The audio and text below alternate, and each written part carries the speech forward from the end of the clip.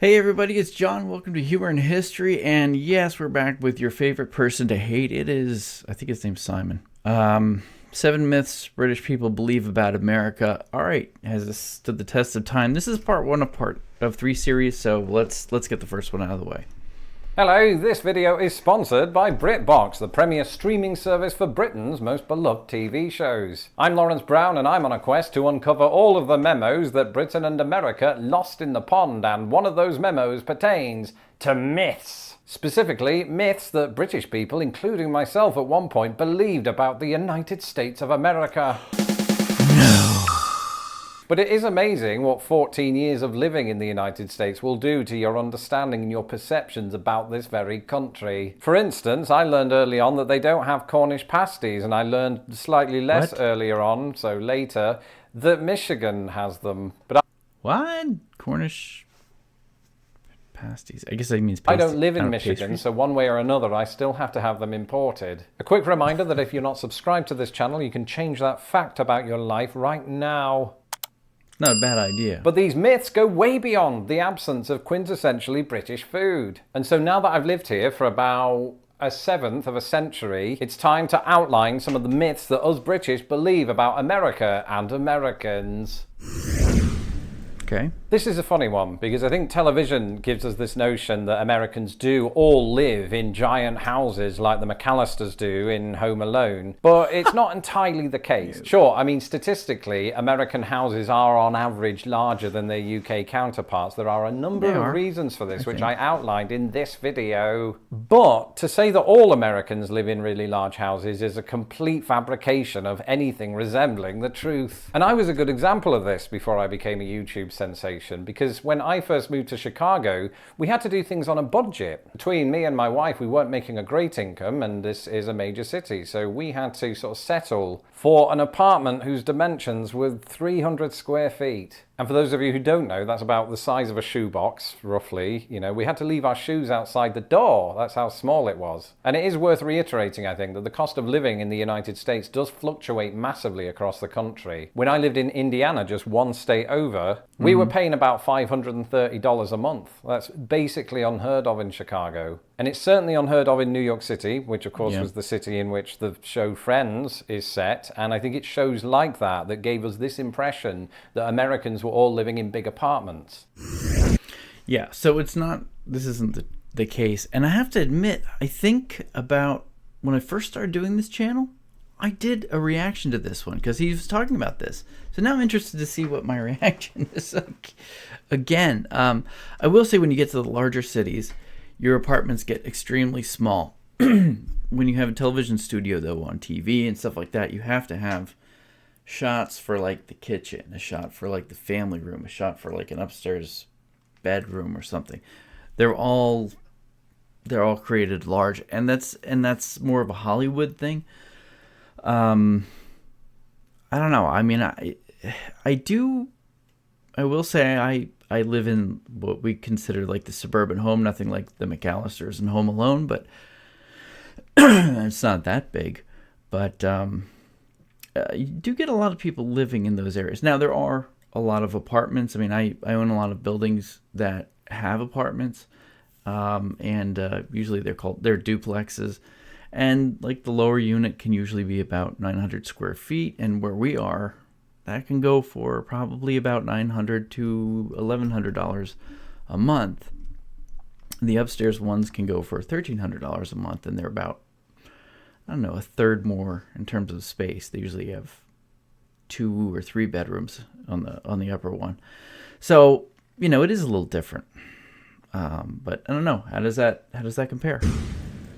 And speaking of houses, I was alerted to a tweet recently from a British person who couldn't believe that American addresses go way up into the thousands, and their belief on this was that every street in the United States has thousands of houses on it. And this was a belief that I used to have, because the country is absolutely massive, so you almost expect it to house that many people. But the thing is, there are way fewer people in this country per square mile than there are in Britain, so it doesn't add up. And that's when I got looking into it, and in a previous previous video, I outlined, it doesn't really work like that. On any given street, they don't start at the number 1 and then end at 10,000. Often, and it's the case here in Chicago, you'll usually have a string of houses, for example, all in the 6,000s on a given street. Yes. And that's because it's about 6 miles from the center of downtown. Yeah, they would call that the 6,000 block of whatever street it is. That's how the police respond to it if there's an incident.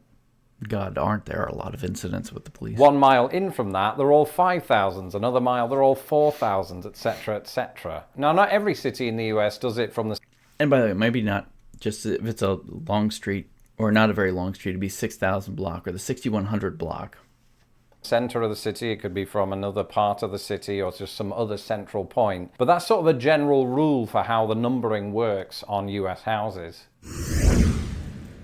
This one comes up again and again, that the United States is such a young country that it basically doesn't have a history. And I've always thought of this perception of America to be quite a lazy one. Because even if you go back to 1776 through to the present day, yes, it is a short amount of time in comparison to the history of Britain, but think about all of the insane things that happened in that period. And even if you ignore all that, there's one thing that we tend to forget because we don't get taught it very deeply in Britain, and that is the thousands of years of native history that happened before we even turned up. I was absolutely blown away, not literally, that would be weird, when I went to Cahokia Mounds here in Illinois. Many hundreds of years ago, Cahokia Mounds used to be a native city, and it had about 20,000 people, which might not sound like a lot by both American and British standards, but back in the day, that was more than London. And I once read about this volcano eruption that happened in present-day Oregon a few thousand years ago. And this eruption was witnessed and recorded by Native Americans who were in the area at the time. And long story short, they basically saw the origins of Crater Lake, which is absolutely huge. To be honest, both Brits and Americans love their myths. I mean, we've got the Loch... All right, so one thing to say about what we're learning now about Native history, and I know a lot of people are going to say, yeah, you know, we took over. Well, I mean, they came across in the Bering Strait. We all came from Africa, so you have to kind of get over that sort of, you know, who was here first and what. And it's not an easy argument, I get it, but when you learn about what had actually happened with the Native Americans before, we call it incursion, they actually, there were cities all over the place. There was an explorer went from Peru through to Brazil and recorded, this is in like the 1600s, recorded like all of these cities and these tribes and this advanced society, and wrote about it when he came back. And then after he passed away, like 100 years later, people went to go explore South America and the interior and the Amazon, basin, and they found nothing but trees, and they were like, this guy's full of shit. And what ended up happening was, well, after he went through, everyone got diseases, died, the population was just slashed. And of course the jungle retook everything within about 100 years, and of course within 200 years it was completely turned over. Now with LiDAR, they can actually go through and you can see these cities and these great road systems that are there. But very true. There were a lot of cities in North America, South America, especially along the coast that we know of. But as they were unfortunately cutting the rainforest in Brazil, they've come across a lot of interesting settlements. Nest Monster, you've got a cryogenically frozen Walt Disney, and this new mystery on BritBox. Shit, they ask Evans. So in my description below. Okay. This one is embarrassing for me because years ago I believed that Canada and the United States were basically the same country. And the reason that I believe that is, number one, I was 12, so cut me some slack. And number two, my only sort of exposure to both countries was through the people, was through the way they spoke. Mm-hmm. And to my young ears, which couldn't yet differentiate these two accents, Macho Man Randy Savage and Bret Hart basically had the same accent, just with an entirely different timbre. And that's all I had to go on. And I think it's what a lot of British people have to go on, because I still occasionally see those comments. Oh, what is the difference between Canada and America? Or is it essentially that one has Mounties and the other doesn't? And it's only since I moved here that I've become super aware of the substantial difference between the two countries. Completely different healthcare systems, completely different food, completely different use of English. Right, in Britain we call it the loo, in America they call it a restroom, in Canada they call it a washroom. And I've seen all manner of different examples of that kind of thing. In America they don't celebrate Boxing Day, in Canada they do. The Canadian dollar is different to the American dollar. In some ways they go with British English in places that America doesn't. And now that I'm older and I've listened to some of the regionalisms throughout the United States, even the way Americans speak is different to how Canadians speak. I'm not an expert on that, so I'm not going to go into too much detail, but these differences certainly go way beyond how the two countries pronounce the word about. So yeah, one of the things is that Canada is sort of like it's kind of a hybrid between British kind of customs, if you will, and American proximity. So I mean, we look at it as sort of, we look at Canada as sort of just, I don't want to say another state, but just like they're just another. They grew up right next to us. They're our neighbor. They speak closer than anybody else, like we do, more than anybody else. So that English is sort of, I guess, Americanized, if you want to say that. But a lot of the other things they do get from Great Britain, absolutely. And I've been there. I've been to Canada a number of times. And it is very, very different depending on where you go. If you go in the northeast towards Quebec, it's very, very French. It's very a little different there. When you go to Ontario, it's very much, or like London, it's very much like the Detroit area. So I've touched on this before, but I couldn't really do a video without including it in this list. This perception that Americans are loud and boisterous. And I can understand on some level where that comes from, because I think the way Americans speak, it comes from a different part of the throat. So it's a bit more projected, right? Whereas us Brits, it's more sort of, I don't know, understated a lot of the time. I think another reason that we think Americans are loud is how they present themselves in films. There might even have been a time in my life where I thought all Americans were loud just because Jim Carrey was. He's Canadian, isn't he? He is Canadian. And culturally speaking, I definitely have found that Americans speak at a higher volume when they're in restaurants together. But there are so many other examples of the opposite being true. On match day, after we've had a pint or six, we're singing the songs of our team who we love because they happen to be situated in the town that we were born in. And it's just what we do when we leave a nightclub, which, I haven't done in 20 years. But when we did, I'd be on the street yelling at traffic cones because that might have just been me. But what I'm saying is, when we get drunk, we very much give Americans a run for their money. There's a loud person in all of us, right? And once we free ourselves of our inhibitions, we can let out all of the decibels we want. That's not a call to action. It's merely an observation. So I'm actually going to give this one to him. I think Americans generally are louder. It's our society. At work, you have to be proactive. You have to be heard to get things done. And sometimes we have a horrible tendency to speak over one another. And when we get and when we do get excited, we do talk a lot. We are forced to be extroverts. When we go places, we get relatively excited, and we do talk a lot louder. I know when I was in South America. I've seen and heard a lot of tourists where you just kind of put your head down and go, oh my God, please don't let this American talk to me and out me as another American. But they are so loud. You hear, Henry, come over here and look at this. It's embarrassing, but I couldn't really give anything specific, but we are taught to talk a lot.